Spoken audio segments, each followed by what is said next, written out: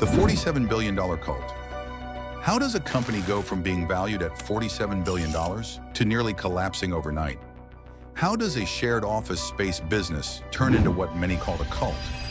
This isn't just the story of a startup gone wrong. It's a case study in ambition, manipulation. This is the rise and fall of WeWork, one of the most shocking business stories of the 21st century. Introduction. WeWork wasn't just an office rental company, it was marketed as a movement.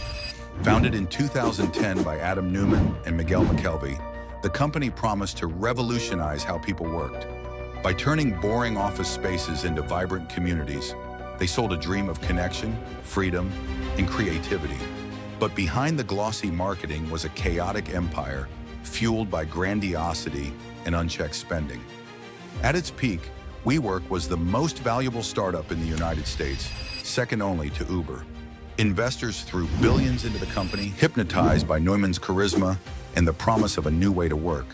But just a few years later, the company faced financial disaster, a failed IPO, and a CEO forced to resign. What went wrong? This documentary peels back the layers of hype to reveal how one man's vision and delusion nearly brought down a tech empire. From cult-like culture to financial mismanagement, this is the real story of WeWork. The birth of a vision. Raised on a kibbutz in Israel and trained as a Navy officer, Neumann came to New York City chasing something bigger. There he met Miguel McKelvey, an architect with a bold imagination. They clicked instantly. Both were dreamers who believed in community and reinvention. Their first venture together was Green Desk, an eco-friendly co-working concept in Brooklyn. So they sold Green Desk and built something new. WeWork. Their idea was simple but had magnetic energy. They took forgotten office buildings and transformed them into beautiful, open, flexible spaces filled with energy glass walls, kombucha on tap, vibrant colors, and events that brought strangers together. It wasn't just office space, it was lifestyle, culture, and connection. WeWork sold a feeling that freelancers, creatives, and startups craved in a world growing more isolated by the day. By 2014, the concept had exploded. WeWork was opening locations in cities around the world. Investors were throwing money in not because they believed in property, but because they believed in Adam Neumann's story.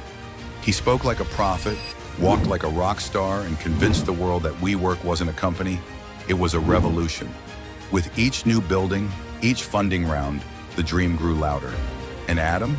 He wasn't just a CEO. He was becoming a cult-like symbol of modern work. Growth at all costs. To scale, WeWork burned through cash. The company leased buildings long-term, renovated them, and rented them out short-term. It was risky, expensive, and required constant capital. But as long as money kept pouring in, the model worked, or so it seemed. Adam Neumann promised global domination. He spoke about WeWork being a capitalist kibbutz, a place that would elevate human consciousness. It became clear Neumann wasn't building a company, he was building a universe. Despite losing money, WeWork's valuation kept climbing. In 2017, SoftBank, led by Masayoshi Son, invested billions. Son told Neumann to think bigger, and he did. At one point, WeWork was opening 20 new locations per month. The company looked unstoppable, but the cracks were already forming. The cult of Adam Neumann. Inside WeWork, a strange culture was forming. Employees worked long hours and partied even harder. Adam Neumann encouraged devotion. He believed he was on a mission to change the world. He compared himself to great spiritual leaders and surrounded himself with yes men. Corporate governance was weak. Neumann cashed out hundreds of millions before the IPO. He bought buildings and leased them back to WeWork. He trademarked the word "we" and sold it to his own company for $6 million. These weren't just red flags, they were giant warning signs. WeWork wasn't operating like a traditional business. It operated like a cult, with Neumann as its guru, talked about living forever, and pushed his vision of global domination. The media loved the story, until they didn't. The IPO disaster. In 2019, everything came crashing down. Massive losses, strange personal loans. The $47 billion valuation evaporated like smoke.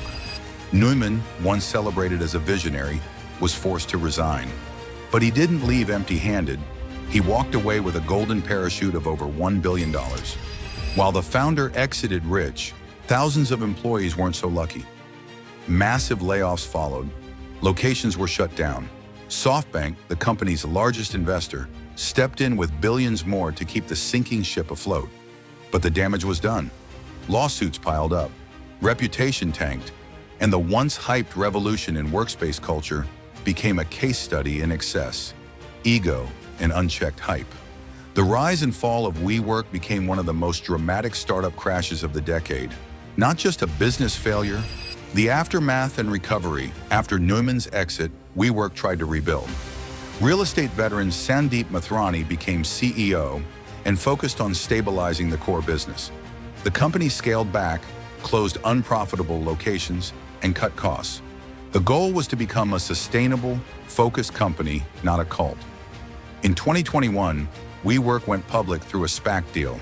The valuation was a fraction of its former peak. Still, the company showed signs of life. Co-working wasn't dead. It just needed realistic leadership and sound management. Meanwhile, Adam Neumann launched a new venture called Flow, focused on real estate again. Critics remained skeptical. The story of WeWork had already left a lasting scar on the world of startups and investing. The lessons were too big to ignore. Lessons from the collapse. WeWork's story is a warning. It shows how charisma can blind judgment, how hype can drown logic, and how weak governance can destroy even the most promising companies. It also reminds us that vision needs to be backed by fundamentals. The obsession with growth at all costs, the lack of financial discipline, and the cult-like leadership created a perfect storm. Investors, employees, and customers were swept up in a fantasy. But reality eventually caught up. Today, WeWork is still around, but it's a shadow of its former self. Its story is studied in boardrooms and business schools, and its message is clear. Never mistake branding for substance, and never let vision become delusion. The rise and fall of WeWork wasn't just about a company, it was about belief. People wanted to believe in a better way to work, a more connected world, a purpose-driven business. But belief without balance is dangerous. Adam Neumann sold a dream, and for a while it worked.